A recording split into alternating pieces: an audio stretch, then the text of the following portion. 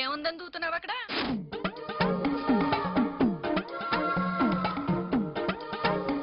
మరీ అంత గట్టిగా ఎవరైనా వింటారు? వినాలనే గట్టిగా మాట్లాడుతుంది. నువ్వెక్కడ దొరికేవా నాకు? ఏ పెళ్ళమైన మూడు సంపాదన లేదని గొడవ పెడుతుంది, సంసారం చేయట్లేదని గొడవ పెడుతుంది. వెంట్రుకలు లేవని గొడవ పెడతావేంటి? లేవు కాబట్టే. అయినా పోలీస్ డిపార్ట్మెంట్ లో పనిచేస్తూ దొంగలా మోసం చేయడానికి సిగ్గులేదు?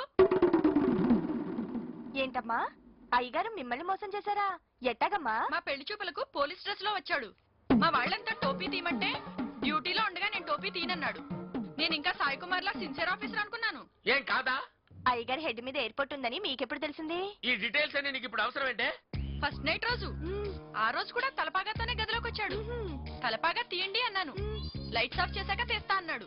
సర్లే ఫస్ట్ నైట్ ఫస్ట్ టైం కదా సిగ్గుపడుతున్నాడు అనుకుని లైట్స్ ఆఫ్ చేశా. ఆ తర్వాత ఏముంది? ఆకాశంలో ఉండాల్సిన చందమామ అడుగు దూరంలో మెరుస్తూ కనిపించింది. ఏంటా అని చెయ్యేసి చూస్తే ఈయన బట్టతల.